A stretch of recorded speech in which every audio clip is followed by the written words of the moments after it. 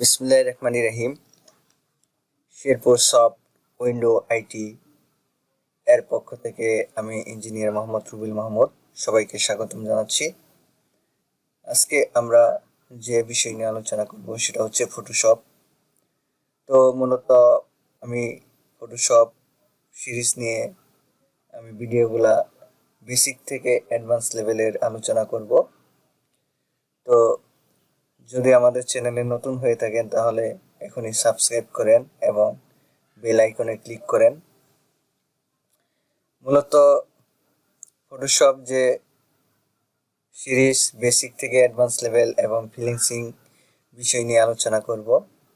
তো ফটোশপ শেষ হলে আমি এরপরে ইলাস্ট্রেটর নিয়ে আলোচনা করব, তারপর ওয়েব ডিজাইন অ্যান্ড ডেভেলপমেন্ট, তারপর হচ্ছে ওয়ার্ডপ্রেস থিম ডেভেলপমেন্ট, তারপরে ভিডিও এডিটিং, তারপর হচ্ছে অফিস অ্যাপ্লিকেশন। তো ধীরে ধীরে এরকম সিরিজ পাবেন আপনারা। সো আর দেরি নয়, তাহলে শুরু করছি আজকের ক্লাস। আজকে আমরা লেয়ার সম্পর্কে দেখব। লেয়ার কেন ক্রিয়েট করব, লেয়ার ক্রিয়েট করলে কি সুবিধা, লেয়ার ক্রিয়েট না করলে কি অসুবিধা, সেটা আজকে আমরা দেখে আমি ক্লাসের সমাপ্তি টানব। ঠিক আছে, আজকে লেয়ার সম্পর্কে জানবো। লেয়ার লেখেন LAYER। লেয়ার হচ্ছে স্তর। স্তর স্তর মানে হচ্ছে একটার পর আরেকটা জিনিস রাখলে কি হয়, স্তর হয় না? এটাই। এখন এরকম একটা স্তর আমাদের বানাইতে হবে। ঠিক আছে, এখন সর্বপ্রথমে লেখেন লেয়ার হচ্ছে স্তর। যখন আমরা ফটোশপের মাধ্যমে লেয়ার ক্রিয়েট করে কাজ করব, দেখেন সংজ্ঞাটা লিখে ফেলেন। যখন আমরা ফটোশপে লেয়ার ক্রিয়েট করে কাজ করব, অবজেক্ট তৈরি করার সময় আলাদা আলাদাভাবে ডিজাইন এবং কালার অ্যাসাইন করতে পারবো। আলাদা আলাদাভাবে ডিজাইন ও কালার অ্যাসাইন করতে পারবো।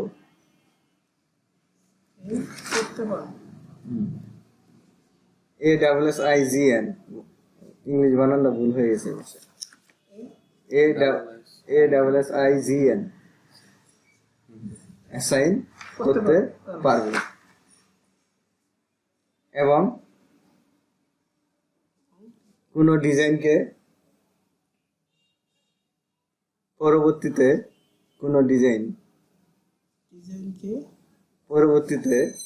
রিডিজাইন করতে পারবো।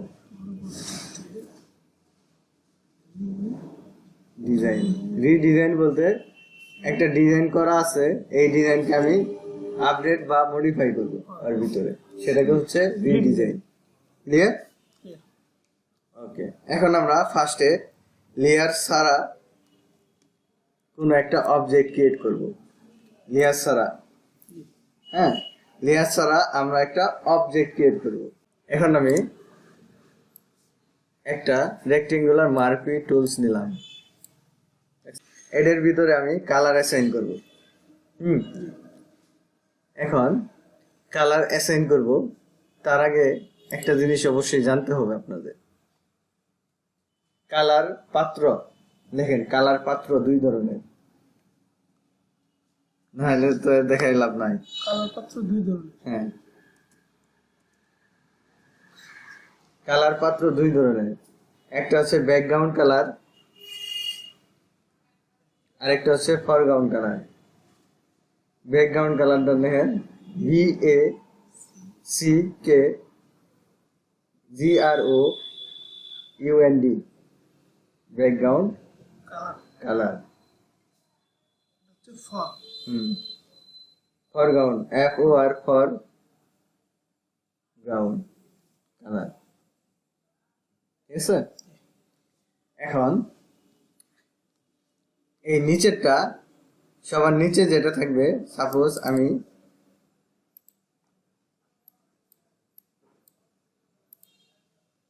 নিচেরটা রেড কালার না, হ্যাঁ এটা হচ্ছে ব্যাকগ্রাউন্ড কালার।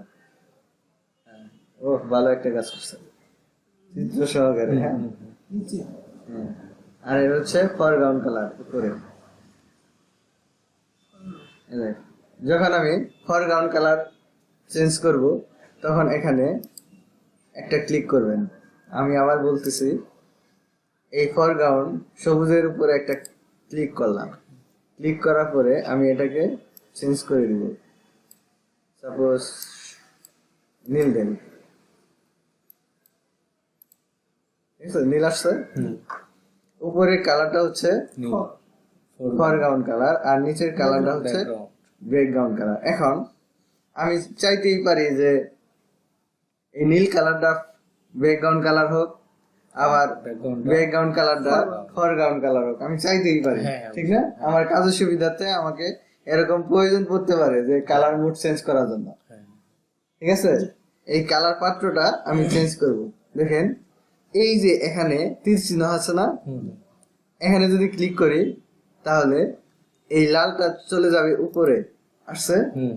আবার এখানে যদি ক্লিক করি তখন আবার ওই লালটা চলে আসবে নিচে। তার মানে আমি সাকসেসফুলি ভাবে কালার পাত্রটা চেঞ্জ করতে পারতেছি। ঠিক না? এছাড়া আরেকটা বিষয় আছে, আমি যেহেতু আস্তে আস্তে এক্সপার্ট হব কাজের ক্ষেত্রে, তখন এইভাবে কখনোই মাউস দিয়ে কাজ করব না, আমরা কিবোর্ডের মাধ্যমে কাজ করব। এখন কিবোর্ডের মাধ্যমে শর্টকাট কালার পাত্র চেঞ্জ করার জন্য একটা ওয়ে আছে, সেটা হচ্ছে কিবোর্ডের আপনার এক্স বাটনটা ক্লিক করলে আপনার foreground colour background, background colour foreground কালারে পরিণত হবে। লক্ষ্য করেন, এদিকে এদিকে পড়ে লেখেন, এদিকে লক্ষ্য করেন, এক্স, এই যে এক্স। এখন যদি আমি এটা প্রেস করি, দেখেন লালটা চলে যাবে উপরে, আবার প্রেস করলে লালটা চলে আসবে নিচে, আবার প্রেস করলে লালটা চলে যাবে উপরে। দেখছেন, চেঞ্জ করতে পারতেছি। ক্লিয়ার? এখন দেখেন লেয়ার সারা কাজ করতেছি, ঠিক না? আমি একটা রেক্টেঙ্গুলার মার্কুই টুল দিয়ে একটা অবজেক্ট বানাইলাম। ঠিক আছে, বানাইছি। এখন এই অবজেক্টের ভিতরে আমি একটা কালার দিব, সাপোজ ব্যাকগ্রাউন্ড কালার দিব, প্রথম ফরগ্রাউন্ড কালার দিব। আমি বাংলাদেশের পতাকা বানাচ্ছি। ঠিক আছে, এভাবে রাখলাম। ঠিক আছে, এখন আমি চাচ্ছি যে ফরগ্রাউন্ড কালারটা দিতে, মানে উপরের কালারটা দিতে। তাহলে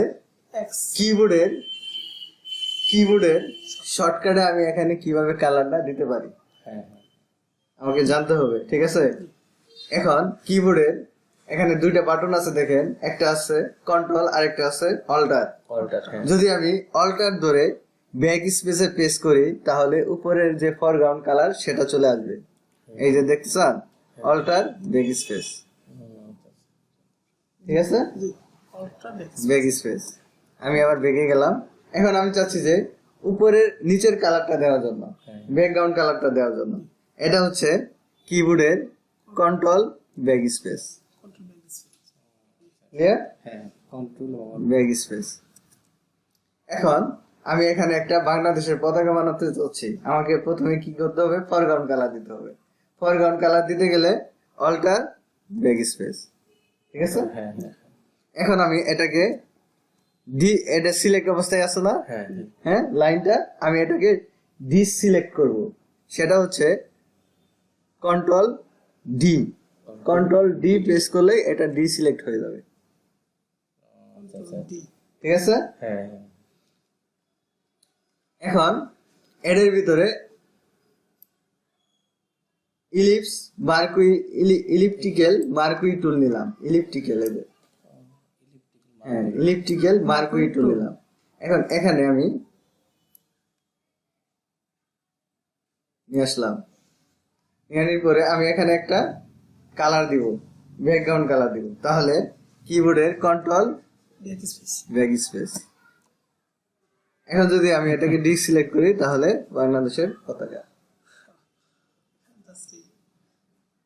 ঠিক আছে, এখন আসেন আমার মূল পয়েন্টে। এখন আমরা মূল পয়েন্টে চলে যাচ্ছি, আমার এটা দেখানোর মুখ্য বিষয় না, আমি দেখাচ্ছি লেয়ারের সুবিধা এবং অসুবিধা। ক্লিয়ার? এখন লেয়ারের সুবিধা আমি এখানে, এখন ক্লায়েন্ট বলল যে আমার জাপানের পতাকা, জাপানের পতাকা কি থাকে, সাদা থাকে না ব্যাকগ্রাউন্ডটা, তখন আপনাকে ব্যাকগ্রাউন্ড সাদা দিতে হবে, বা আমি কালোই দিলাম, আমি একটা এই চেঞ্জ করে সবুজ কালারটা চেঞ্জ করে কালো কালার দিব, তাহলে করি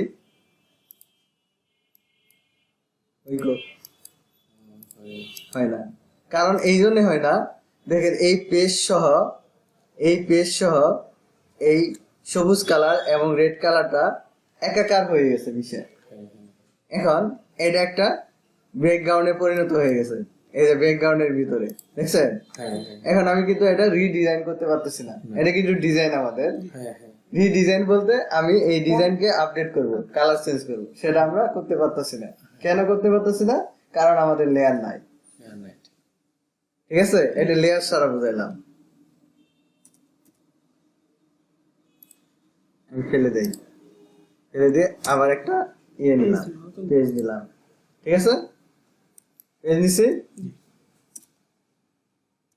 আমি এখানে একটা লেয়ার ক্রিয়েট করলাম। লেয়ার ক্রিয়েট করতে গেলে এই যে এর নিচে সেকেন্ডটা, ডান দিক থেকে সেকেন্ড, এই যে দেখছেন ক্রিয়েট এ নিউ লেয়ার, এখানে ক্লিক করলাম, এই যে লেয়ার 1 আসছে।